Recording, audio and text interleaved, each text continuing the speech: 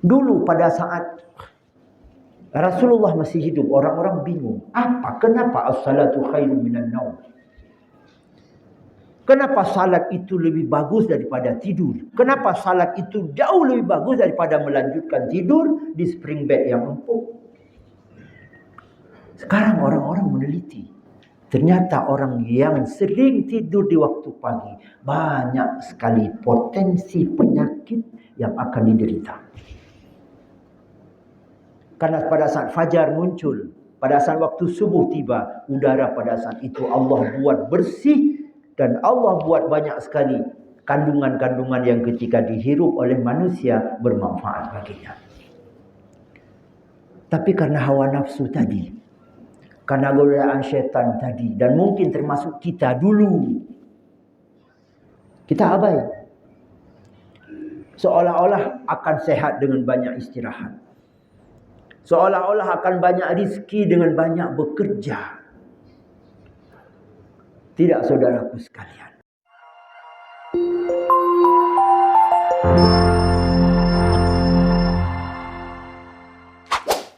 Selamat menonton dan jangan lupa di-subscribe ya.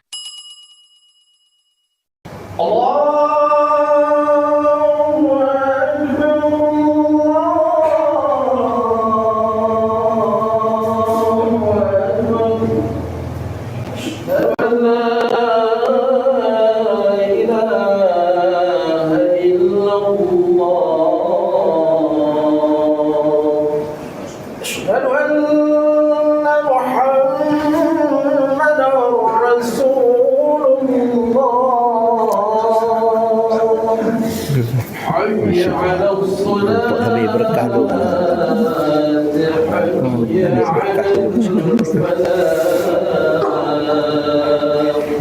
قد قامت الصلاة قد قامت الصلاة الله أكبر الله أكبر لا إله إلا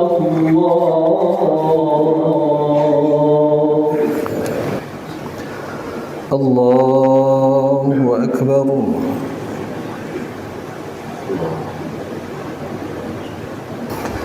بسم الله الرحمن الرحيم. الحمد لله رب العالمين الرحمن الرحيم مالك يوم الدين إياك نعبد وإياك نستعين اهدنا الصراط المستقيم صراط الذين أنعمت عليهم غير المغضوب عليهم ولا الضالين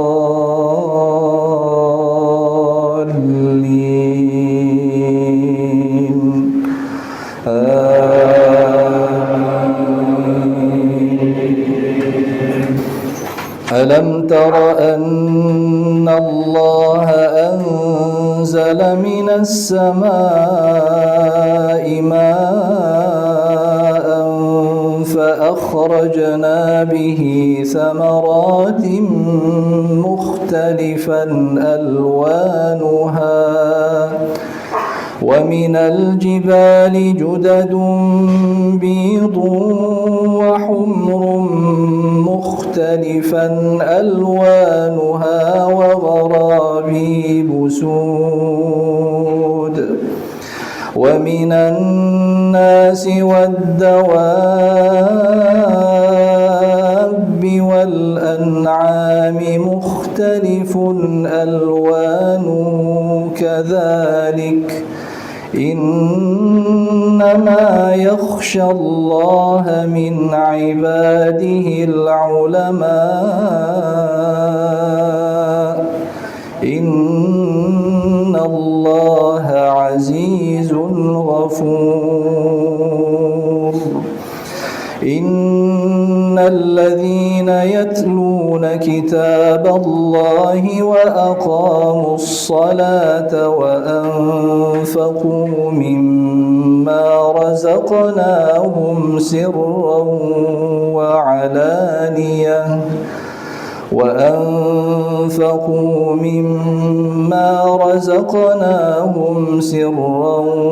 وعلانية يرجون تجارة لن تبور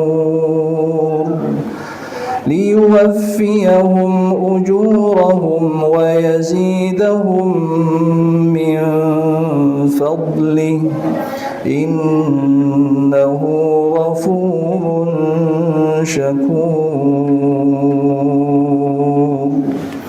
الله أكبر.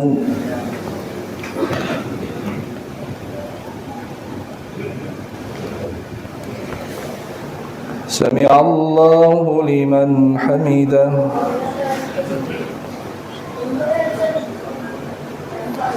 اللهم اهدنا فيمن هديت وعافنا فيمن عافيت وتولنا فيمن توليت وبارك لنا فيما أعطيت وقنا برحمتك شر ما قضيت فإنك تقضي ولا يقضى عليك وإنه لا يذل من واليت ولا يعز من عاديت تباركت ربنا وتعاليت لك الحمد على ما قضيت ولك الشكر على ما أنعمت وأوليت نستغفرك اللهم ونتوب إليك. اللهم إنا نشكو إليك ضعف قوتنا وقلة حيلتنا وهواننا على الناس. إلهنا أنت رب المستضعفين وأنت ربنا. اللهم انصر إخواننا المستضعفين في فلسطين. اللهم انصرهم نصرا عزيزا. اللهم تقبل شهداءهم واشف مرضاهم وداو جرحاهم. اللهم أطعم جوعاهم واسق عطشاهم. اللهم عليك بأعدائهم فإنهم لا يعجزونك.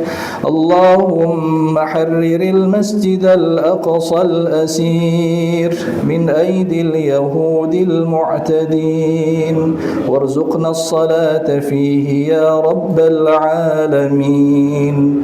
وصل اللهم وسلم وبارك على نبيك وعبدك محمد وعلى آله وصحبه أجمعين.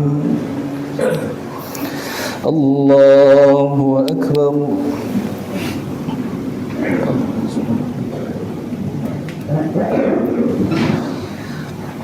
الله أكبر. السلام عليكم ورحمة الله. السلام عليكم ورحمة الله.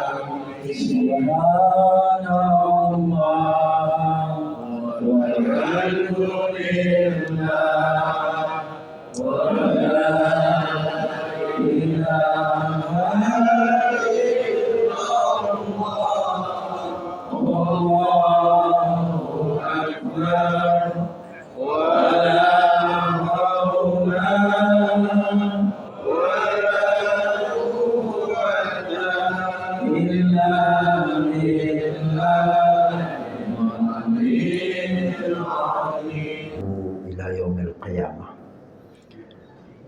Kita doakan kepada Allah semoga seperti di subuh ini kita bertemu, berkumpul di sini. Nanti semua kita kembali dikumpulkan oleh Allah di dalam syurga-Nya. Para jamaah sekalian, bahwa Allah dan Rasulullah sangat sayang kepada kita. Allah dan Rasulullah sangat cinta kepada kita. Tapi kadang sayang, cinta Allah ibarat bertepuk sebelah tangan. Cinta Rasulullah kepada kita seolah-olah kadang tidak terbalas. Ketika beliau hendak wafat, beliau tidak memanggil ananda, tidak memanggil cucu, tidak memanggil istri. Tapi yang dipanggil adalah kita. Ummati, ummati. Ada kekhawatiran dalam hati beliau setelah beliau berpulang. Seperti apa kondisi umatku? Seperti apa kondisi umat beliau setelah beliau berpulang? Maka dari kekhawatiran inilah banyak sekali pesan-pesan Rasulullah. Banyak sekali petuah-petuah Rasulullah. Tapi yang kadang oleh umat mengabaikan. Dan mudah-mudahan tidak termasuk kita dalam orang-orang yang mengabaikan petuah-petuah dan pesan Rasulullah sallallahu alaihi wasallam. Dan alhamdulillah kita sudah sangat baik. Orang yang sudah berkenan hadir ke masjid untuk berjamaah, melaksanakan salat berjamaah, berupaya meninggalkan berbagai kesalahan, berupaya meninggalkan berbagai dosa. Itu menjadi tanda bahwa dia adalah orang yang sudah baik. Dan mudah-mudahan kita semakin baik. Dan saya yakin tidak ada di antara kita yang hadir di sini karena dia mencalonkan diri sebagai salah satu calon supaya dipilih lalu hadir ke masjid. Saya adalah calon fulan, supaya saya dipilih, saya hadir ke masjid. Saya yakin tidak ada di antara jamaah yang seperti demikian. Karena ikhlas itulah yang dinilai oleh Allah. Setiap amal yang besar yang tidak berangkat dari keikhlasan, maka itu nol sama sekali. Tidak ada nilai sama sekali. Tapi imbalan yang kecil, kalau berangkat dari keikhlasan, akan membuat kita tercengang ketika kita menghadapi sakratul maut. Sebagai ulangan saja Bapak Ibu sekalian, salah seorang sahabat Rasulullah sallallahu alaihi wasallam ketika beliau hendak wafat, beliau tidak membaca la ilaha illallah. Tidak membaca la ilaha illallah sehingga membuat istri beliau khawatir. Membuat istri beliau gelisah. Ada apa dengan suamiku? Apa yang beliau ucap? Lima laysal ba'id. Aduh, kenapa tidak jauh lagi? Lima laysal jadid. Aduh, kenapa tidak yang baru? Lima laysal jami'. Aduh, kenapa tidak semua? Setelah beliau ucapkan 3 kata itu, beliau menghembuskan nafas terakhir. Istri beliau gelisah. Apa sebenarnya yang terjadi terhadap suamiku? Apakah ini pertanda bahwa beliau celaka? Apakah ini pertanda bahwa salat beliau, ibadah beliau selama ini tidak bernilai? Ya Allah, sejauh yang aku tahu beliau rajin ke masjid, beliau ikhlas, beliau banyak membantu orang. Apa yang terjadi terhadap suamiku ya Allah? Setelah selesai pemakaman, kegelisahan beliau semakin memuncak dan beliau datang kepada Rasulullah. Ya Rasulullah, bantulah saya, tolonglah saya. Ketika suami saya meninggal, beliau tidak membaca la ilaha illallah. Tapi yang beliau baca, yang beliau sebut, yang beliau katakan, kenapa tidak jauh lagi? Kenapa tidak yang baru? Kenapa tidak semua? Dan Rasulullah pun tidak bisa jawab. Akhirnya Rasulullah bertanya kepada Jibril. Mungkin Jibril bertanya kepada Allah. Setelah dapat jawaban, Jibril sampaikan kepada Rasulullah sallallahu alaihi wasallam, dan Rasul kemudian sampaikan kepada ibu ini. Ibu, itu bukan pertanda bahwa beliau celaka. Itu bukan pertanda bahwa beliau mati dalam keadaan su'ul khatimah. Tidak.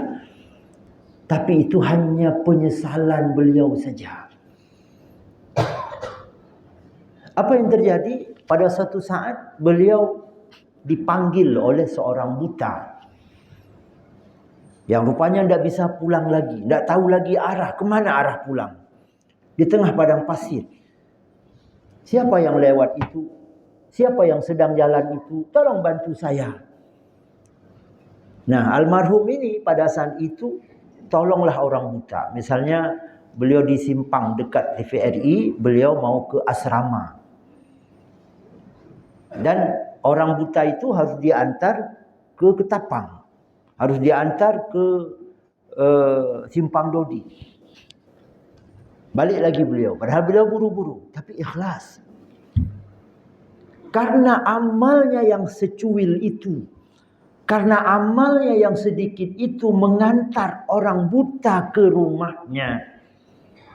Ketika hendak meninggal, malaikat perlihatkan pahalanya. Wahai hamba Allah, ini balasan Allah kepadamu di akhirat. Ini surga yang akan Allah berikan kepadamu di akhirat. Ini kenikmatan yang Allah persiapkan, persembahkan untukmu karena mengantar orang yang buta. Oh, ternyata hanya dengan mengantar orang buta pahalanya besar. Dengan mengantar orang kesasar pulang ke rumah pahalanya besar. Aduh, menyesal. Kenapa tak jauh lagi? Andaikan lebih jauh, tentu pahalanya lebih besar. Ini yang kadang kita ditipu oleh nafsu kita, Bapak Ibu. Ini kadang yang kita ditipu oleh kehidupan ini. Kesempatan beramal kita punya, tapi disia-siakan. Dulu ketika hidupnya biasa-biasa saja, sering baca Quran. Di rumah baca Quran. Sering ke masjid, di masjid baca Quran. Sering bantu orang. Tapi begitu jadi saudagar yang sukses, sudah punya karyawan, sudah mulai nongkrong lama-lama di kafe. Tidak baca Quran lagi. Sudah mulai sombong. Duduk di kafe tak cukup 2 jam, 3 jam. Ngobrol entah dengan siapa, ngobrol entah kemana-mana. Tak pernah lagi sentuh Al-Quran. Dia punya meja. Di mejanya tak ada Al-Quran.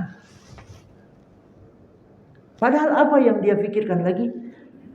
Semua punya karyawan. Oh, saya punya showroom, umpama. Yang layani pembeli, sudah ada karyawan. Jika tanya mobil, memperlihatkan mobil, sudah ada karyawan. Paling-paling ngecek transferannya masuk atau tidak. Seharusnya semakin banyak kita beribadah.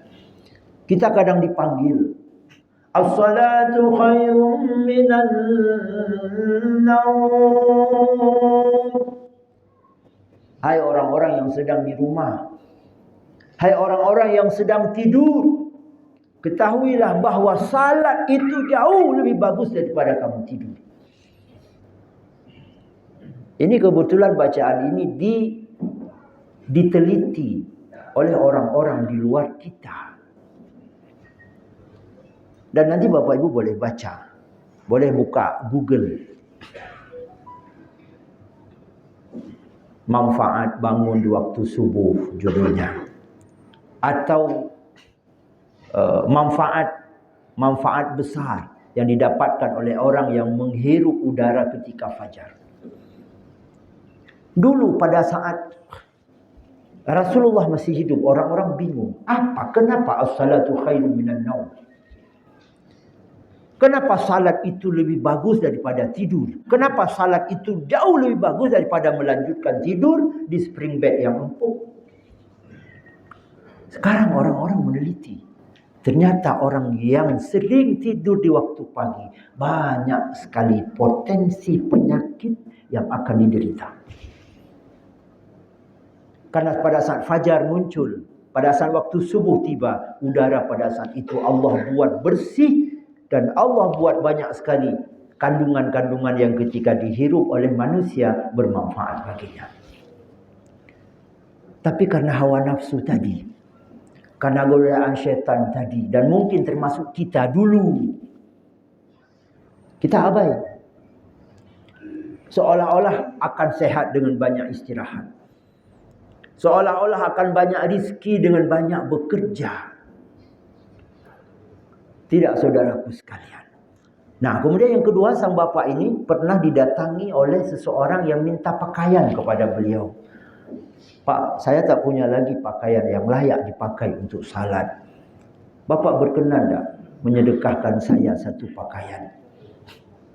Bapak ibu sekalian, sebelum saya lanjutkan cerita, andaikan di subuh ini ada di antara kita yang menggunakan pakaian pemberian seseorang, baju pemberian seseorang, sarung pemberian seseorang, peci pemberian seseorang, maka subuh ini kita salat, Allah buat 2 pahala.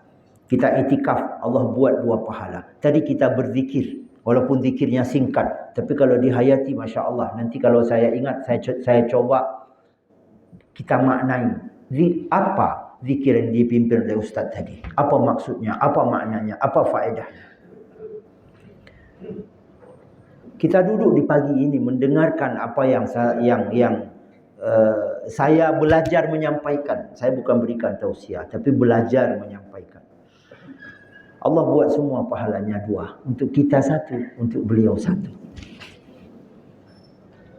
Coba bayangkan, andaikan pemberi itu adalah kita. Yang memberi itu adalah kita. Ada 10 orang yang menurut kita kurang mampu, lalu masing-masing kita berikan sehelai sarung. Pak, ini ada sarung 1, mungkin di mana bisa dipakai. Pak, ini ada sarung 1. Bu, ini ada mukena 1. Lalu beliau salat selama 10 tahun dengan sarung kita. Andaikan besok kita meninggal, kita tidur di alam kubur, diantar pahala salat maghrib, diantar pahala menjadi khatib. Andaikan saya misalnya nanti hari Jumat menjadi khatib, sorban ini pemberian orang, lalu saya pakai. Dan ini mohon maaf Bapak Ibu, saya perlu jelaskan juga kenapa Ustaz pakai sorban. Apakah Ustaz sudah alim? Ini bukan sorban alim, tapi ini sorban amanah. Saya tidak alim. Saya diamanahkan oleh almarhum Abu Ya Jamaluddin Wali. Beliau manggil saya Tunku Abang. Tunku Abang kalau ceramah, kalau memimpin zikir, khutbah, tausiah, wajib pakai sorban. Itu amanah Abu Ya. Sudah diterima? Sudah Abu Ya. Tapi tolong doakan, mudah-mudahan Allah curahkan ilmu kepada saya. Saya sedang belajar. Para jamaah sekalian, coba bayangkan. Saya baca khutbah ibu-ibu, tiba-tiba dia antar pahala. Ini bukan bermakna, mangat tajuk ke Ustaz. Bukan. Jangan nanti dimaknai Ustaz sampaikan begitu supaya kita ramai-ramai nanti berikan untuk beliau. Bukan. Ini sebagai contoh saja. Tiba-tiba ibu diantar pahala khatib, pahala imam. Ditanya, ini pahala apa? Bagus sekali. Ini pahala membaca khutbah. Kapan saya baca khutbah? Saya kan perempuan. Ibu yang berikan pakaian itu kepada khatib. Maka ketika beliau baca khutbah, Allah buat pahala 2, untuk beliau 1, untuk ibu 1. Masya Allah. Jadi ketika si bapa ini diperlihatkan oleh malaikat, ini loh balasan Allah. Karena dulu engkau pernah memberi pakaian, dan yang beliau beri tidak yang baru. Ketika diminta, aduh yang baru tu yang lama, yang baru tu yang bekas, yang baru tu bekas, baru bekas, baru bekas, baru bekas, baru bekas, baru bekas. Oh, bekas saja. Aduh, kenapa tidak yang baru? Aduh, andaikan yang baru. Nah, yang bekas saja pahalanya seperti itu, apalagi yang baru. Kemudian juga pernah beliau sedang makan, ada orang datang minta makanan, lalu beliau bagi makanannya. Diperlihatkan juga pahalanya. Lalu beliau berkata, aduh, andaikan semuanya. Maka Bapak Ibu sekalian, saya menyarankan, bukan menggurui. Ayo kita banyak membaca. Sekarang mudah sekali kita baca. Banyak sekali buku. Ada orang berkata, hati-hati baca buku, nanti sesat. Jangan baca buku sesat. Baca buku yang tidak sesat. Kalau kita baca yang sesat, ya sesatlah. Sehingga ketika Malaikat Jibril turun misalnya sebagai contoh, menyindir Nabi Muhammad dan kita. Tapi bukan berarti menyindir Nabi tidak baik. Menyampaikan sebuah pesan melalui sindiran. Ya Muhammad, ish ma syi'ta fa innaka mayyitun. Muhammad, hiduplah sesuka-sukamu. Kamu mau makan apa saja, silakan. Mau minum apa saja, silakan. Mau buat maksiat, mau buat dosa, mau zina, mau mabuk, mau judi, mau semuanya, silakan. Tapi ingat, fa innaka mayyitun, kau akan mati. Saudaraku sekalian, kematian kita bukan akhir dari segalanya. Kalau hewan mati, kambing mati, selesai. Tidak ditanya berapa rumput orang yang kamu makan. Berapa pot bunga orang yang kamu pecahkan. Berapa padi orang yang kamu makan. Berapa pakaian orang yang kamu kotori. Tidak ditanyakan. Kematian mereka selesai. Kalau disembelih, dagingnya dimakan, selesai. Tapi kita Bapak Ibu sekalian, semua gerak diri kita, semua penglihatan kita, semua pendengaran kita, semua ucapan kita, semua tingkah laku kita 24 jam kali dari balik sampai mati, mas'ulun, akan ditanyakan. Mata, apa yang kamu lihat dengan matamu? Kaki, kemana kamu bawa kaki yang aku berikan yang sehat itu? Kalau bahasa saya yang paling menyakitkan, ini bahasa saya, nanti kalau bahasanya kurang tepat bisa diganti. Yang paling menyakitkan di akhirat nanti, yang buat pengaduan kepada Allah bukan orang lain, tapi yang buat pengaduan kepada Allah kita sendiri. Silakan buka nanti surah Yasin. Saya lupa ayat yang keberapa. Kalau ada yang ingat, tolong ingatkan saya. Al-yawma nakhtimu ala afwahihim wa tukallimuna aydihim wa tashhadu arjuluhum bima kanu yaksibun. Ada yang ingat ayat yang keberapa? Surah Yasin. Ya? 65.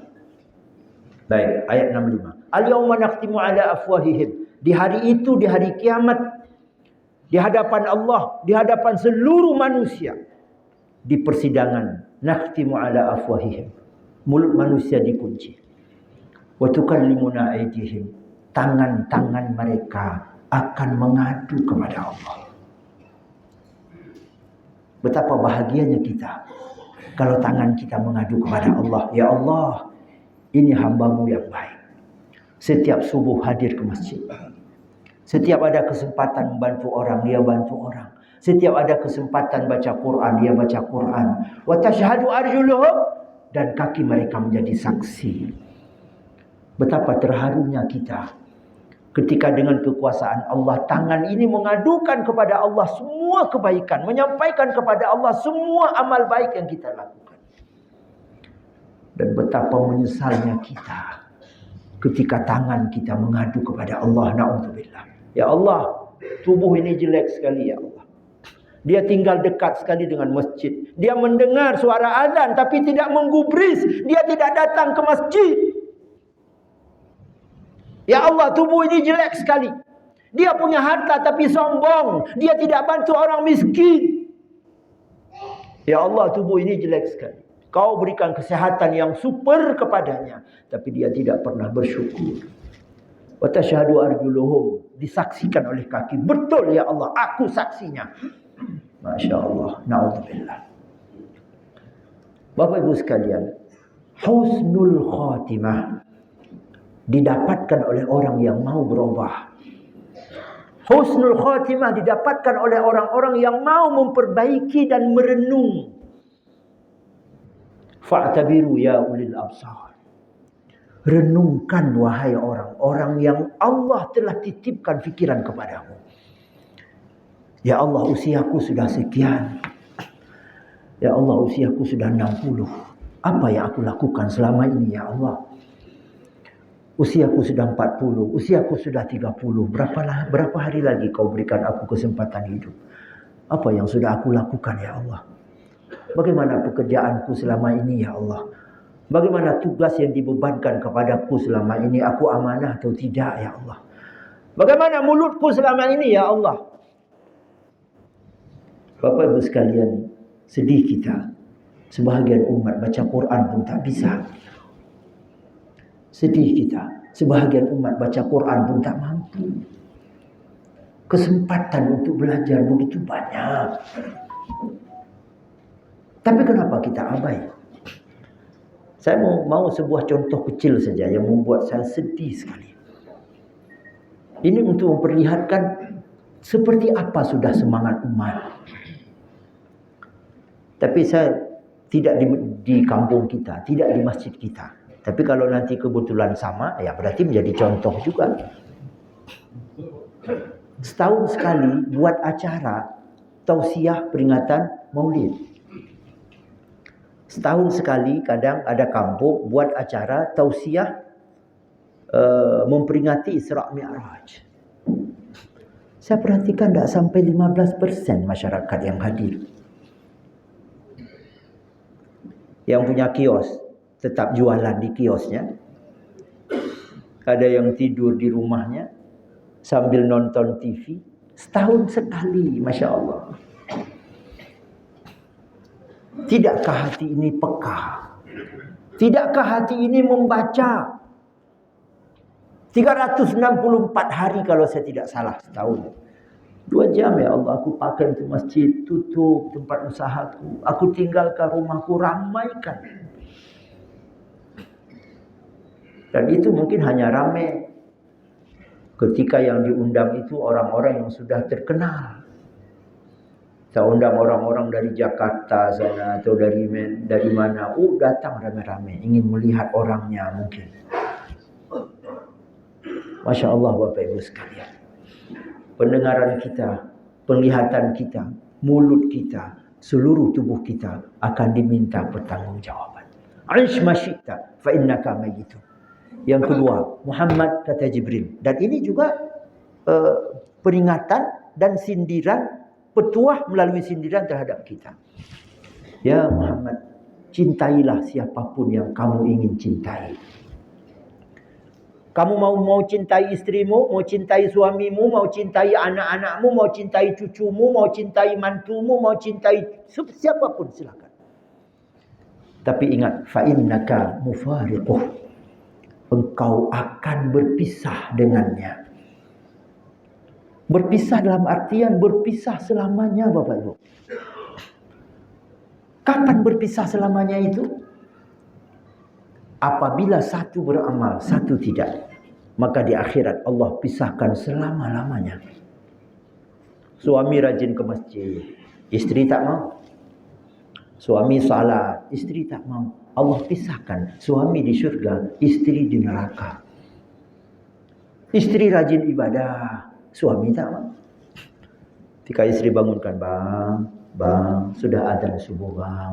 Alah, orang lagi tidur, tak tempeleng nanti. Udah kamu aja ke masjid. Dia tak mau bangun.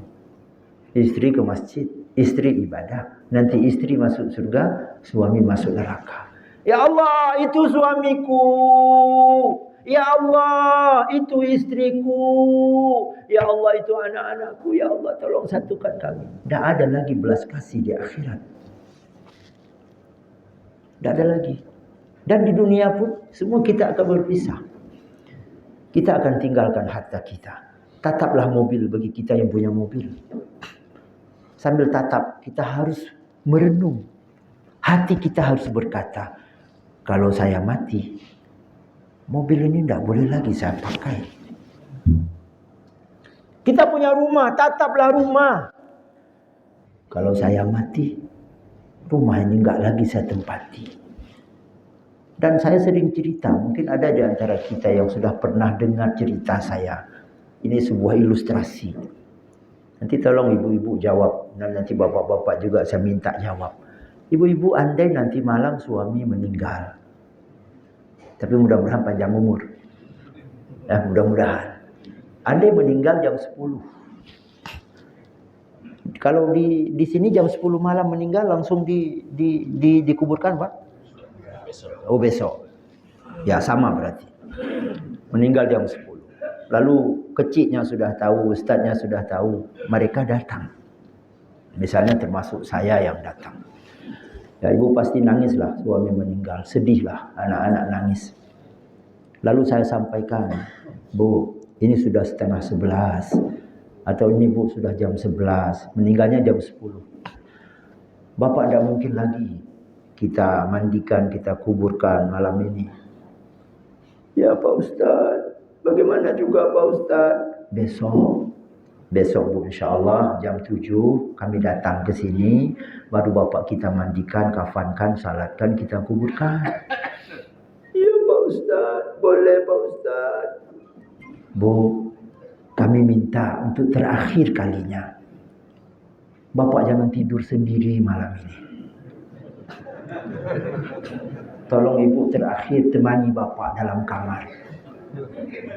Tidur berdua lagi, nyalakan AC lagi. Kalau selama ini satu selimut. Mohon maaf kalau selama ini tidurnya pelukan. Ini pelukan terakhir, Ibu. Ada di antara ibu-ibu yang mau? Mau? Berarti sama dengan ibu-ibu lain. Bapak-bapak mau? Tidak juga sama dengan bapak-bapak lain. Itu Bapak Ibu sekalian. Kita ditinggalkan.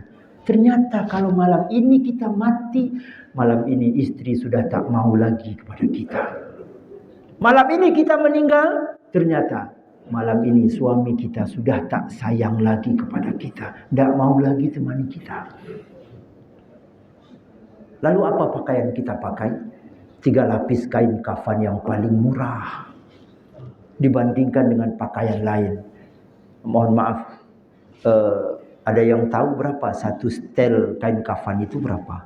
Sampai 300.000? Lebih kurang 300.000. Itulah pakaian kita Bapak Ibu sekalian. Dan sekarang pakaian itu ketika hidup paling kita marah kepada pakaian itu. Ibu-ibu marah enggak sama kain kafan? Bapak-bapak marah sama kain kafan? Saya buat contoh, nanti terjawab marah atau tidak. Andaikan saya subuh ini kampanye. Ini ecek-ecek ya. Jangan nanti, oh ini Ustaz pura-pura, tapi betul. Enggak. Saya misalnya calon Bupati Aceh Besar. Amin.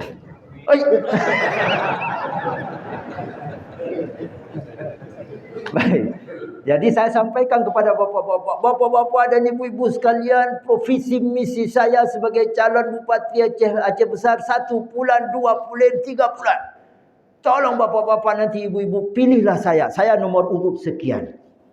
Sudah berapi-api saya. Kemudian bapak-bapak dan ibu-ibu nanti ketika keluar, ini bukan sogok. Ini bukan sogok. Tolong ya bapak-bapak dan ibu-ibu, itu sudah ada orang-orang saya di situ. Nanti masing-masing bapak, tolong ambil ada bingkisan oleh-oleh dari saya. Ya, jadi ada kardus sebesar kardus Indomie, terbungkus rapi. Ketika keluar, ini ecek-ecek ya, jangan nanti lihat mana orangnya. Jadi begitu keluar masing-masing ambil satu bingkisan, satu kotak, bapak-bapak dapat satu sambil hatinya, ini ringan, apa ya isinya ya? Tapi ada kadonya dibungkus rapi. Oh bagus Ustaz itu, bagus. Boleh kita pilih dia nomor urut sekian, dia kasih hadiah lagi bukan sogok. Pulang ke rumah, begitu buka pintu, enggak sempat tutup pintu karena penasaran, bukalah kardus itu. Buka kadonya, buka kardusnya, ternyata isinya kain kafan. Kalau tadi bapak-bapak mau milih saya setelah lihat hadiahnya kain kafan, jadi milih? Enggak. Itu berarti tanda marah kepada kain kafan. Ibu-ibu juga tidak mau milih calon bupati Pantengong. Masa kita diberikan kain kafan? Nah, tapi dengan kain itulah nanti kita akan dibungkus Bapak Ibu. Jas dibuka. Oh, jas saya mahal sekali. Saya beli harga 12 juta. Dibuka. Oh, pakaian saya banyak sekali sutranya. Banyak sekali pernak-perniknya. Harganya sampai 500 juta. Dibuka. Andaikan saya meninggal dengan pakaian seperti ini, tidak bisa dibuka. Dibuka dengan gunting, digunting. Lalu setelah selesai, coba bayangkan kalau kita banyak maksiatnya. Jenazah kita diturunkan dari rumah. Lalu jasad kita, ruh kita maksud saya berkata, selamat tinggal wahai rumahku. Aku akan pergi, tak akan kembali lagi. Selamat tinggal anak-anakku, maksiatku begitu banyak. Nah, jangan buat dosa, bapak sudah menyesal. Nah, jangan buat salah, ibu menyesal. Tak ada kesempatan lagi. Kesempatan mau baik tak ada lagi. Kesempatan hanya sekarang. Maka bapak ibu sekalian, baiknya kita yang sudah sangat super baik ini, mari kita pertahankan dan kita ajak anak-anak kita. Keberhasilan kita mendidik anak-anak kita.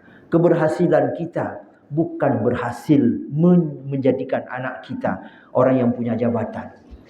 Keberhasilan kita dalam mendidik anak bukan ketika kita berhasil memberikan sebuah pekerjaan yang menjamin hidupnya. Buat apa pekerjaannya bagus tapi mereka tak punya iman. Jadi pegawai penipu. Jadi orang yang bekerja, pekerja penipu. Hanya tepat waktu masuk untuk pencet absen. Setelah itu dia keluyuran di mana-mana. Apakah anak seperti itu disebut anak yang berhasil dididik oleh ayahnya? Dia bekerja di sebuah kantor. Jam 7.45 sudah absen. Terima kasih. Setelah itu tidak di kantor. Ambil gaji full. Tapi di kantor tidak full. Dia ambil gaji tapi dia tidak bekerja. Apakah ayahnya bisa bangga? Aku berhasil mendidik anakku. Apakah anak seperti itu yang berhasil? Kita nikahkan anak kita, na'udzubillah, thumma na'udzubillah. Kita punya anak perempuan, sudah menikah. Lalu menganggap, aku sudah berhasil karena anakku sudah menikah. Tapi suaminya tidak salat. Suaminya merusak fondasi iman yang sudah kita titip kepada anak selama ini. Selama ini anak kita baik, berjilbab, nutup aurat, salat duha. Tapi setelah menikah, salat pun hilang. Na'udzubillah. Apakah itu seorang ayah yang berhasil? Tidak, Bapak Ibu sekalian. Ingat bahwa kita akan mati. Kemudian terakhir pesan Jibril kepada Nabi dan juga kepada kita. I'mal ma syi'ta. Lakukan apa yang kamu mau Muhammad. Tapi ingat, kamu akan dibalas. Kamu pasti akan mendapatkan balasan dari apa yang kamu lakukan. Kebaikan yang kita lakukan. Secuil kadang. Seperti tadi yang disinggung oleh Ustaz kalau saya tidak salah. Bahawa rakaat al-fajri khairum minad dunya wa ma fiha. 2 rakaat salat sunat fajar. Salat sunat sebelum melaksanakan salat sunat subuh. Khairum minad dunya wa ma fiha. Itu lebih mahal, lebih baik, lebih utama dibandingkan dunia beserta isinya. Maka Bapak Ibu sekalian, yang terakhir kami ingin mengulang kaji. Ya, kita banyaklah membaca. Dan apa yang kita baca kalau boleh kita hayati. Tadi apa yang dibaca oleh Ustaz? La ilaha illa anta subhanaka inni kuntu minadh dhalimin, salah satunya. La ilaha illa anta, tiada Tuhan kecuali Engkau wahai Allah. Saya orang yang banyak sekali salah. Saya orang yang banyak sekali dosa. Saya orang yang telah zalim kepada diri saya. Ungkapan itu akan membuka pintu taubat untuk kita Bapak Ibu sekalian. La ilaha illa anta subhanaka inni kuntu minadh dhalimin. Kalau boleh sambil menangis, ya Allah banyak sekali dosaku. Ya Allah aku telah zalim. Maka Allah buka. Kalau selama ini namanya tertulis di pintu neraka, InsyaAllah Allah pindahkan namanya tertulis di pintu syurga. Amin. Bapak Ibu sekalian, Allah itu maha pengampun. Allah itu maha pemaaf. Allah akan menerima semua khilaf. Ya, semua dosa yang kita lakukan taubat, yang kita lakukan permohonan maaf kepada Allah. Allah akan tutup insyaAllah semua dosa kita. Semoga apa yang kami sampaikan bermanfaat dan berguna bagi kami pribadi dan bagi kita semua. Semoga sekali lagi kita semakin hari semakin baik. Kita benar-benar mendapatkan husnul khatimah. Anak-anak kita mendapatkan husnul khatimah. Semoga semua kita terus mendapat cinta Allah sejak dari dunia sampai ke yaumil qiyamah nanti. Hadanallahu wa iyyakum ajma'in. Wassalamualaikum warahmatullahi wabarakatuh.